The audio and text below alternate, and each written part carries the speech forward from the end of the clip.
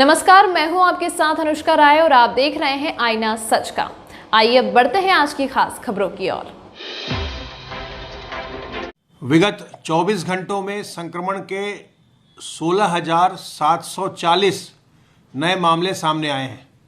इसी अवधि में उपचारित होकर डिस्चार्ज होने वालों की संख्या 15,757 है।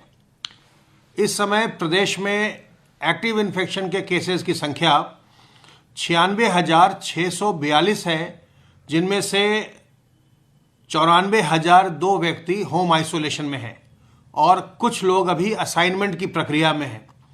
जिन्हें अस्पतालों में भर्ती कराया गया है उनकी संख्या मात्र 1,300 के आसपास है। अर्थात कुल एक्टिव केस के लगभग 1.5% लोगों को ही अस्पताल जाने की आवश्यकता पड़ रही है। 98 से 99% लोग अपने घर पर रहकर ही स्वस्थ हो रहे हैं और जो लोग अपने घर पर रह रहे हैं संक्रमण के पश्चात, उनके लिए स्वास्थ्य विभाग की टीमों के द्वारा उनके घरों का भ्रमण और उन्हें मेडिसिन किट की उपलब्धता भी सुनिश्चित करवाई जा रही है। महामारी के पूरे काल में अब तक 18,13,485 व्यक्ति स्वस्थ हो चुके हैं, संक्रमण मुक्त हो चुके हैं।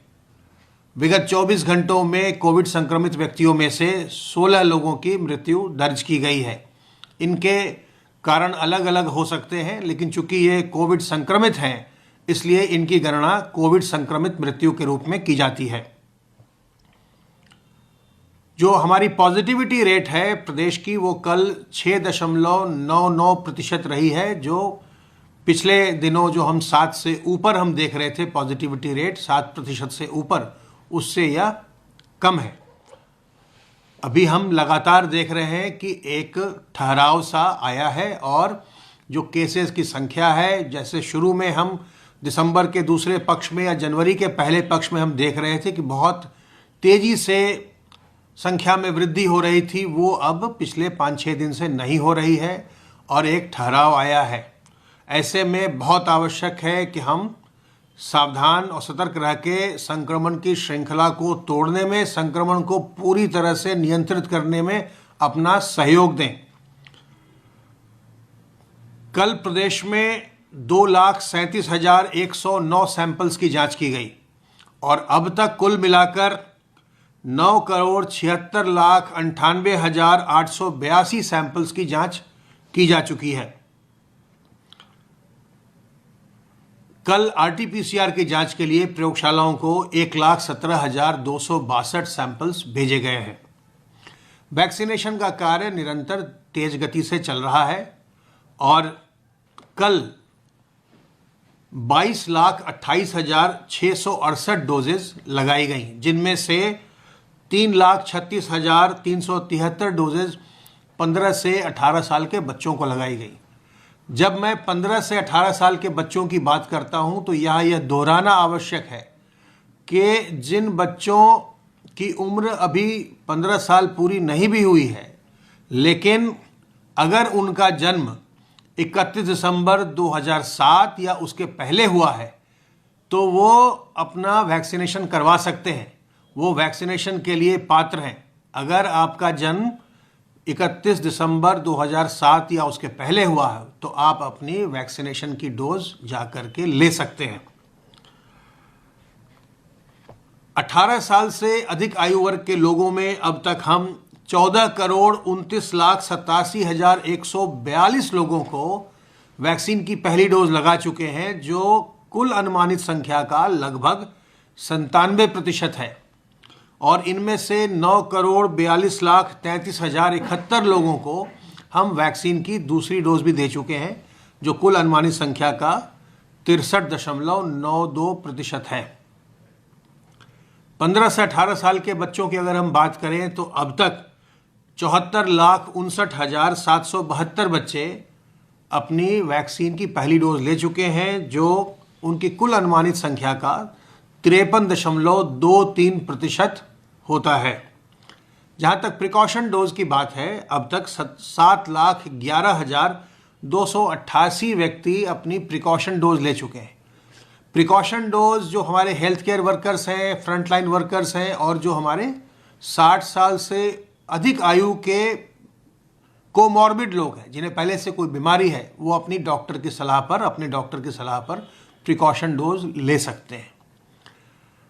एक जो डायरेक्शन, एक जो गाइडेंस भारत सरकार से प्राप्त हुआ है वो ये है कि जो लोग अपनी प्रिकॉशन डोज ले रहे हैं या लेने वाले हैं, अगर उन्हें हाल में कोविड का संक्रमण हुआ है तो जब वो स्वस्थ हो जाते हैं उसके 3 महीने के बाद ही उनको अपनी प्रिकॉशन डोज लेनी चाहिए।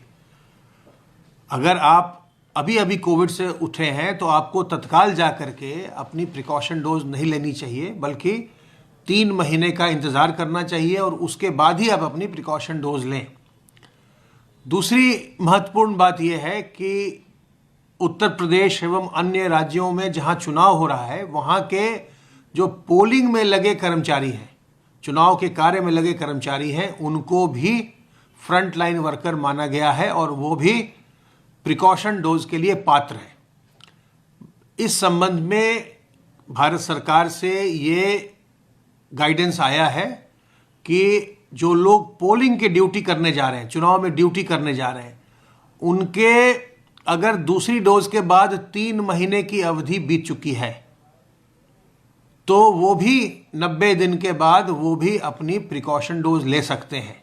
उनके लिए जो ये 9 महीने की अवधि थी उसको घटा करके 90 दिन कर दिया गया है और जो भी लोग पोलिंग की ड्यूटी पर जाने वाले हैं वो अपनी प्रिकॉशन डोज दूसरी डोज के 90 दिन पूरी होने के बाद कभी भी ले सकते हैं। तो टीकाकरण जरूर करवाइए और टीकाकरण करवाने का ही असर हमने ये देखा है इस बार कि हालांकि इन्फेक्शन के केसेस बहुत आ रहे हैं, लेकिन लोगों में किसी प्रकार की जटिलता या गंभीरता नहीं के बराबर दिखाई पड़ रही है और लोगों को अस्पताल जाने की ज़रूरत भी नहीं पड़ रही है। ऐसा तभी हो पाया है जब आप लोगों ने अपना टीकाकरण करवाया है। जिन लोगों ने अपना टीकाकरण अभी तक नहीं करवाया, जिनकी पहली डोज बची रह गई है, जो कि बहुत थोड़े से लोग रह गए हैं 18 साल से ऊपर वाले, वो अपनी पहली डोज ज़रूर ले लें और जिनके पहले डोज के बाद दूसरी डोज ड्यू हो गई है वो अपनी दूसरी डोज ज़रूर लगवा लें। टीकाकरण जो है वो आपको सुरक्षा कवच देता है, आपके प्राणों की रक्षा करता है। आपसे अनुरोध है कि जो सावधानी और संक्रमण से बचने के तरीके हैं उनका लगातार उपयोग करते रहिए। अपने हाथ को साबुन पानी से साफ करते रहिए। मुंह और नाक को मास्क से ढक कर रखिए जब भी आप सार्वजनिक स्थलों पर जाएं और लोगों से 2 गज की दूरी बना कर रखिए। ऐसे आयोजनों में न जाइए, उन्हें अवॉइड करिए जहां भीड़ भाड़ हो और ऐसे आयोजन खुद भी न करिए जहां लोगों को भीड़ भाड़ में बुलाना पड़े। खास करके ध्यान रखिए अपने बड़े बुजुर्गों का, छोटे बच्चों का, गर्भवती महिलाओं का और पहले से बीमार और कमज़ोर व्यक्तियों का। सावधान रहिए, सतर्क रहिए। किसी प्रकार की दुविधा हो हमारे हेल्पलाइन नंबर 1800 180 51 45 पर फ़ोन करके विशेषज्ञों की राय लीजिए। स्वस्थ रहिए, सब परिवार संक्रमण मुक्त रहिए और प्रसन्न रहिए।